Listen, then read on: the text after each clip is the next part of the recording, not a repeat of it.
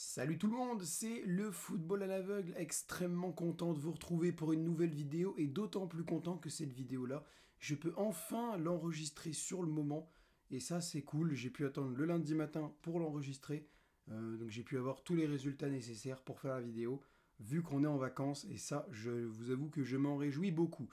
Nous sommes ici pour l'avant-match de Benfica-Monaco qui se déroulera demain soir à partir de 21h. C'est le match retour des barrages de Ligue des Champions et à l'aller, Monaco a perdu 1-0 contre le Benfica sur un but de je sais plus qui, sur une passe décisive inscrit par je sais plus qui non plus, parce que j'ai oublié. Enfin bref, donc cette rencontre entre le Benfica Lisbonne et l'AS Monaco, il y a certains qui l'annoncent comme étant très très dur pour les Monégasques. Et j'avoue que je suis pas loin d'être d'accord. Mon avis général sur cette rencontre, c'est que il n'y a pas beaucoup d'équipes françaises, déjà premièrement, qui ont réussi à gagner à l'Estadio de la Luz du côté de Benfica, mais des équipes tout court. Enfin, c'est quand même un bastion, un bastion compliqué à prendre pour les équipes extérieures face à Benfica. Donc attention à Monaco. Apparemment, oui, au niveau des équipes françaises, il n'y a que l'Olympique lyonnais qui a réussi à battre Lyon en 2018 en Ligue Europa, si je ne m'abuse. Mais, bon, en tout cas, en Coupe d'Europe, en tout cas. Mais voilà, ça fait quand même 6 ans maintenant, plus de 6 ans, qu'un club français n'a pas réussi à remporter un match sur la pelouse de Lisbonne. Donc, attention à Monaco, ils vont avoir fort à faire. Le précédent match ne s'est pas très bien déroulé, malheureusement, pour Monaco. À domicile, à Louis II, je m'attendais à une plus forte opposition, mais Monaco déjà a manqué d'envie, ça a manqué de folie, ça a manqué d'application aussi côté monégasque. Et après aussi, il faut bien le reconnaître, le Benfica a été très bon. Ils ont eu de très bons... alors Pavlidis, je crois que c'est lui qui marque le but, il a été pas mal trouvé. J'ai bien aimé aussi le match de... enfin l'entrée en tout cas de Di Maria, même s'il s'est blessé assez rapidement après. Et voilà, il est blessé justement Di Maria, normalement il devrait pas être là je crois demain, j'ai pas trop suivi contre Santa Clara le match du Benfica, mais je crois pas que Angel Di Maria était là. Victoire 1-0 du Benfica, du coup c'était samedi soir. Et dans le même temps, bah, je crois que c'était à la même horaire en plus, Monaco affrontait le FC Nantes. Et Monaco a étrié les Nantais sur le score de 7-1, avec notamment un triplé de Mika Bioret. Donc autant dire que Monaco en Ligue 1, ça va. Ils se sont bien remis de la défaite contre le Benfica. Petite information, enfin petite précision aussi.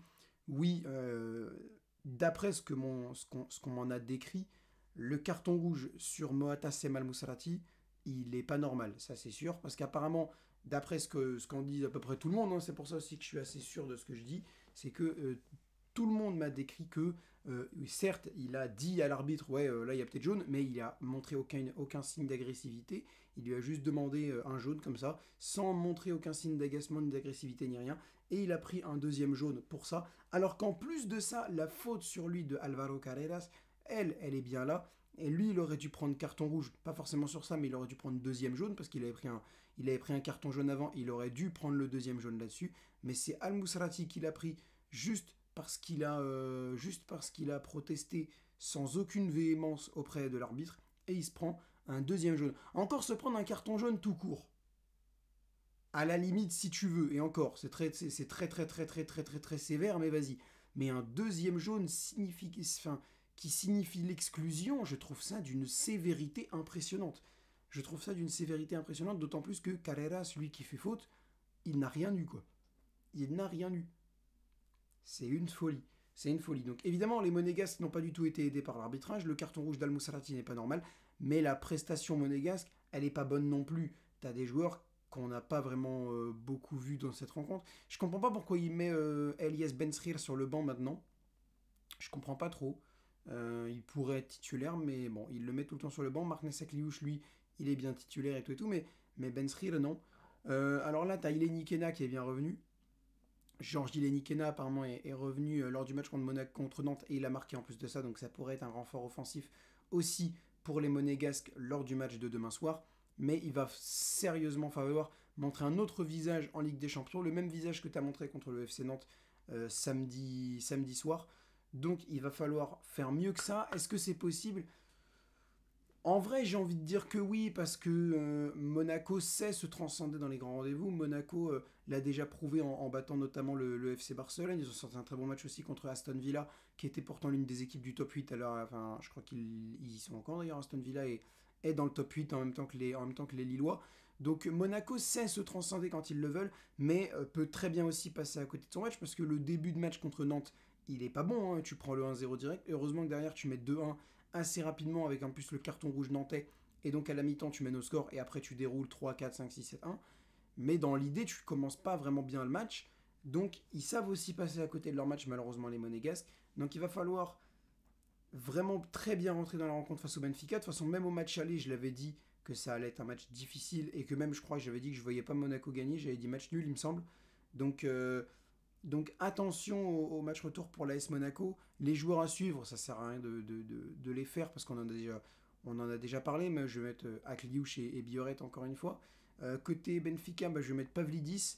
Et est-ce que je pourrais pas en mettre un autre non, pas vraiment. J'ai bien aimé- il y a- Après, il y avait pas mal de joueurs que j'observais du côté du Benfica, notamment Antonio Silva, là, le défenseur central portugais, qui avait été pisté par le PSG pendant un certain temps, mais finalement il est pas venu. Mais non, j'ai pas vraiment d'autres joueurs en tête. Il y a peut-être Frédéric Horns qui a été plutôt intéressant, mais Andreas Schelderup qui a été pas mal. Ouais, Andreas Schelderup, j'ai bien aimé moi personnellement. Personnellement, j'ai bien aimé Andreas Schelderup. Il a pas mal de fait de belles percussions chez le Deroup. Donc c'était plutôt intéressant, mais le plus dangereux pour moi reste Vangelis Pavlidis. Et ça, sans aucun débat possible, ça reste lui le chef d'orchestre, enfin le pire danger du Benfica Lisbonne, d'après moi. Bon, au niveau du pronostic, je vais essayer d'être confiant quand même et je vais dire une victoire de Monaco sur le même score qu'au match aller. Victoire 1-0 de Monaco cette fois. Je vais voir un petit but de Mika Bioret.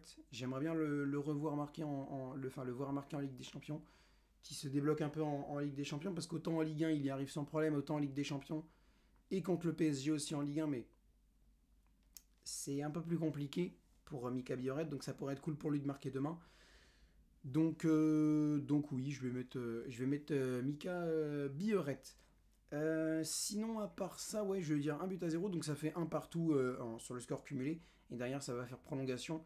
Et au tir au but, je vois bien Monaco s'imposer parce que certes, Anatoly Trubin est très bon, mais j'ai bien aimé quand même le match de Radoslav Majewski contre Benfica.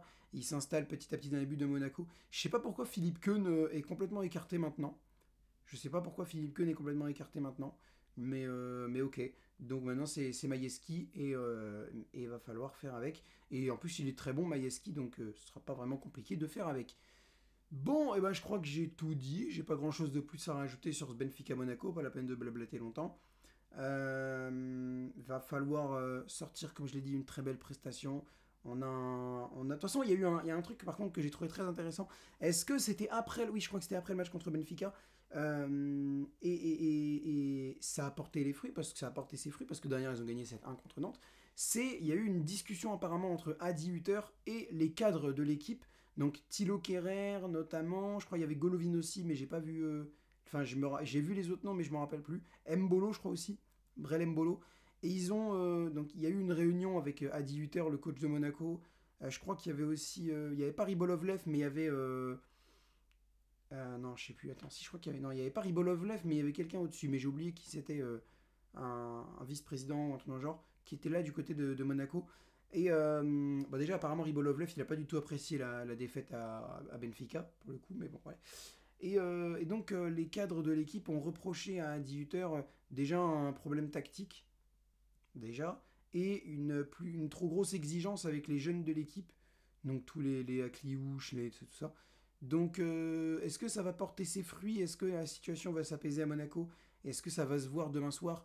Je le souhaite à Monaco, je le souhaite, mais bon, on va bien voir comment ça va se dérouler. Mais je vois bien Monaco se qualifier au tir au but après un gros duel contre le Benfica, une victoire 1-0 dans le temps réglementaire et une victoire donc au tir au but de l'ASM. Voilà, c'est mon prono, c'était ma vidéo avant match. J'espère qu'elle vous aura plu. Si c'est le cas, n'hésitez pas à lâcher un like évidemment, à la partager sur les réseaux sociaux, à vous abonner en activant la cloche des notifs. On est bientôt à 1200. On est très très très très proche des 1200 abonnés. Et n'hésitez pas à commenter, ça c'est le plus important, pour me donner votre avis sur la vidéo. Est-ce que vous êtes d'accord avec ce que j'ai dit? Est-ce que vous êtes un petit peu plus confiant que moi pour Monaco? Est-ce que vous pensez que vous allez battre Benfica sans souci? Ou à l'inverse, est-ce que vous pensez que Benfica va rouler sur Monaco? N'hésitez pas à me dire dans les commentaires. Sur ce, c'était le football à l'aveugle et je vous donne rendez-vous demain à la même heure, à midi, pour l'avant-match de PSG Brest. Salut!